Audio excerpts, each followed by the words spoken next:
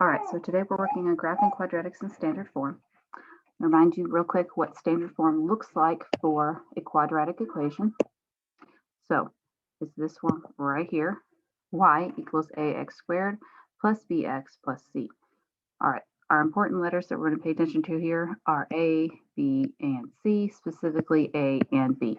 All right, so to find the vertex, so the bottom point or the very top point of a parabola of the quadratic in standard form, we're going to use the formula negative B over 2A. All right, so negative B, opposite that, over 2 times whatever A is. All right, so use A and B from the equation and simplify. And this tells you x equals negative B over 2A. All right, so use the A and B from the equation and simplify. This is our x coordinate. And then you're going to plug whatever number you get for x back into the equation and solve for y. This is our y coordinate. All right. So really good, quick, helpful hint here. Remember what we do whenever we are missing a piece, right? So this is our parent equation, y equals x squared, right? I have an A, I don't have a B, I don't have a C. What do we do?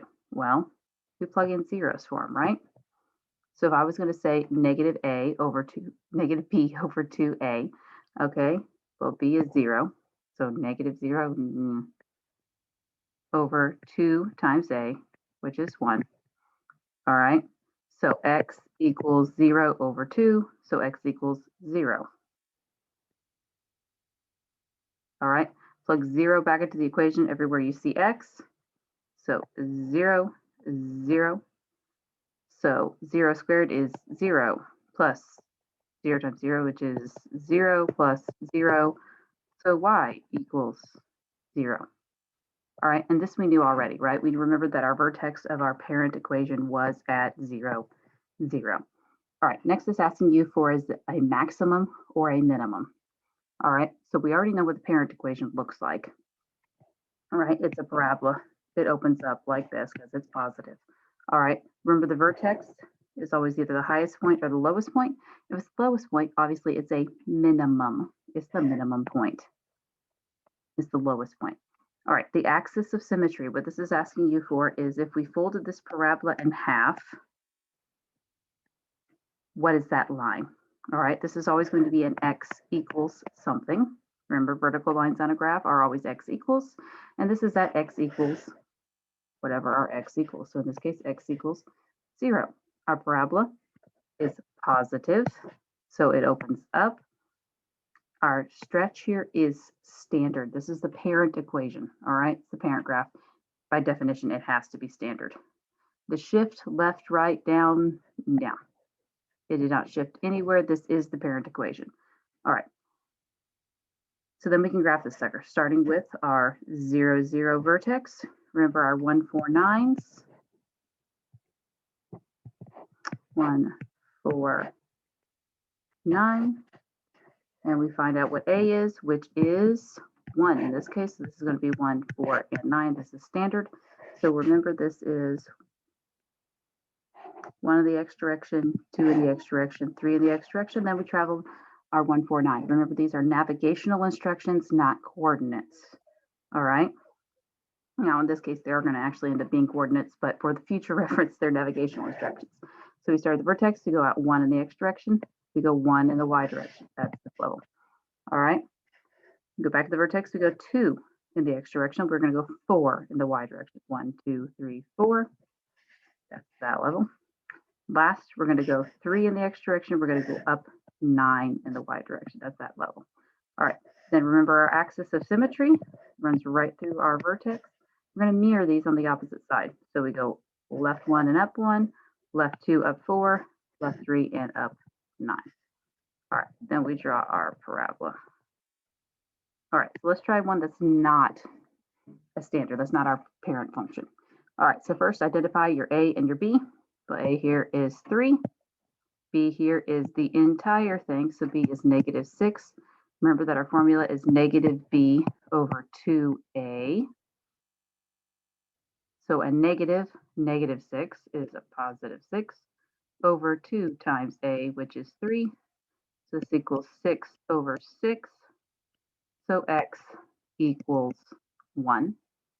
So that's our x coordinate. And then we're going to plug in 1 everywhere we see our x in our original equation. So 3 times 1 squared minus 6 times 1 minus 5. But 1 squared is just 1. So 1 times 3 is 3. Negative 6 times negative 1 is negative 6 minus 5. So 3 minus 6 is negative 3 minus 5 gives me negative 8. So y equals negative 8. All right. This is asking if it's a maximum or a minimum. All right, let's go right down here actually to where it says parabola opens up or down, because these two things go together. All right, we look at our a here, and that determines that for us. That is a positive 3, which means our parabola opens up. If it's positive, it opens up. If your a is negative, it opens down. It flips it upside down. All right, so if our parabola opens up, then this means this is a minimum. Our axis of symmetry runs through x equals, and what does x equal? 1. All right, stretch, wide, narrow, standard. Once again, we look at A for this information. All right, our A here is 3. All right, so think of this a little bit like slope. Okay, it's not slope, but it kind of works the same way for thinking about the stretch, right? So our standard slope over here. All right, we kind of go up 1, out 1, up 1, out 1. It's kind of like this, right? Well, this one, I'm going to go out 1, but I'm going to go up 3 instead of going out 1. So I'm going to go up here. All right, and the same thing. So anything that's bigger than 1 is going to be narrow. Anything that's smaller than 1, so a fraction, a proper fraction, so smaller than 1 is going to be wider, just like we learned when we were talking about absolute value equations. All right, now we're going to talk about our shift. All right, left, right, down. What did it do? All right, look at your vertex for this. So our vertex is 1, negative 8. So it shifted right 1, and negative 8, it went down 8. So right 1, down 8. All right, then we can do our 149 table. And my A is 3 here. Oops, as my thing goes jumping. My A is 3. All right, 3 times 1 is 3. 3 times 4 is 12. 3 times 9 is 18. All right, so start at my vertex. So I'm going to go out 1 and up 3. 1, 2, 3. Remember, we have an axis of symmetry running right through this vertex, so I can do the same thing on the opposite side. All right, next, I'm going to go out 2 in the x direction. And I'm going to go up 12. All right, so out 2, up 12. So this is 3, 6, 9, 12. Same thing on the other side, out 2, up 12. And then I'm going to go back to my vertex, go out 3 and up 18. So I know this is 12, 15, 18. Same thing on the other side, out 3, 1, 2, 3, up 18, 12, 15, 18. And then we can draw our parabola. All right, this is, excuse me, really hard to do on a screen. Forgive my bad artwork here. All right. So let's go down. Let's try one more example. Let's actually flip over to the back side here. We've got some inequalities. All right, don't panic when you see the inequalities.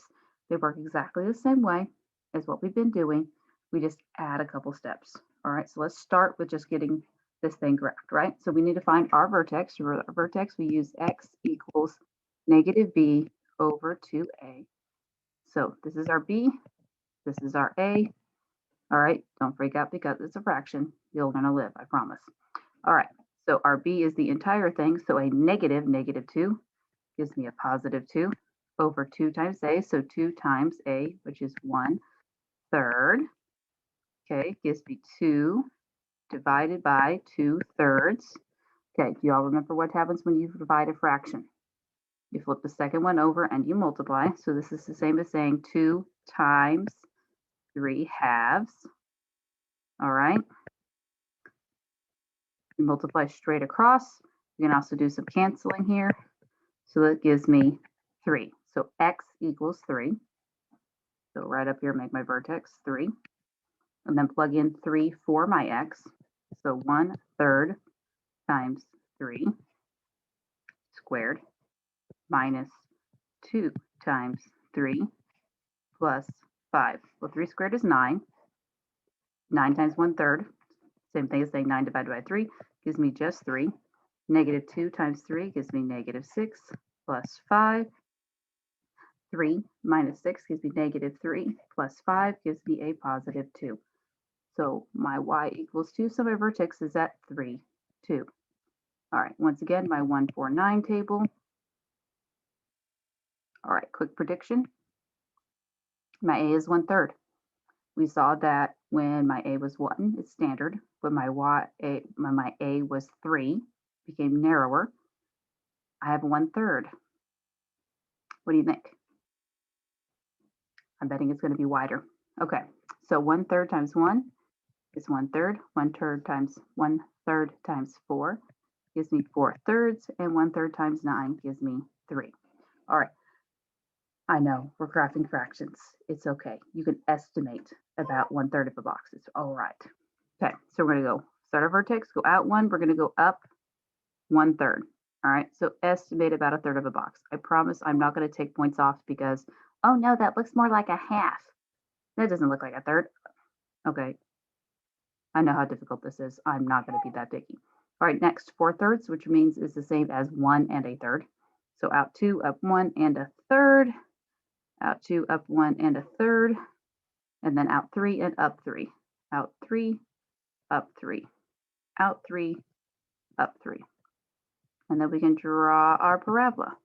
Remember on parabolas, they've got a nice smooth bottom. Do not give me a point at the bottom there. All right, next, remember I said this was an inequality. Always go back and check your symbol here. Super duper important. This is a less than. What is less than? Well, less than means that, oops, this shouldn't be a solid line. It should be a dashed line. So if you've done like me and you've made this a solid instead of a dashed, you have a few options. You can do what I'm doing here. Trace over it with another color. Oh, hey, look, it's dashed. If you did it in ink, you can also do this and say dashed. Okay, it happens all the time. I completely understand if you have to make a note that says, oops, this is supposed to be dashed. All right, next thing we need to do is we need to decide on shading. This says y is less than this line. All right, quick way to decide which side of the line you shade on. Put your pencil or your finger on your vertex. And we want all the y's that are less than the vertex. So if this vertex is at y equals 2, all right, where are the y's that are less than 2? Well, up here I have 3, 4, 5. That's definitely bigger. So below it, I have 1, 0. Okay, that's definitely less. So I'm going to shade on this side. All right, and then just shade on that side of the line. All right, I don't expect it to be pretty. All right, and that's all there is to it. All right, word on word problems. It's the same thing, but look at what they're asking. All right, Mia sells used iPhones. The cost to package the iPhones is given by the equation C of X. All right, remember, anytime you see this, it just means Y equals 2x squared minus 40x plus 215, where X is the number of iPhones she packages in a week. Okay, so Y here is the cost equals this, where X is the number of iPhones she packages in a week. How many phones must she package weekly to minimize her average cost? Okay, look at this word, minimize. All right, remember earlier we talked about our equation and we said, is this a maximum or a minimum? All right, this is looking for the minimum point. So this is wanting our vertex. All right, and it's asking how many phones must she package? All right, well, it said X is the number of phones. So I want to find out what the X coordinate of my vertex is. And that's going to be the answer to that, okay? Next, looking at part B, if Mia packages to minimize her cost, what is her cost that week? Okay, so I wanted to find out the cost at the minimum point. Remember the cost, looking at our equation up here, that's our Y. Okay, so I want to find the vertex, and actually I've already found it if I've done part A, and for this I want the Y coordinate. All right, So same exact thing we've been doing. We're just not graphing it. We're using the information that we get. So this is a standard form. We use that x equals negative b over 2a formula. We'd find our x, we'd find our y, and we just find out which part they want for each thing. All right, h is going to be similar. In this case, we're talking about maximum. Oh, and look, you can see that this is an upside down one, right? So our vertex is at the maximum point. All right, well, that is all. As always, good luck with your homework and let me know if you have any questions. Have a great day.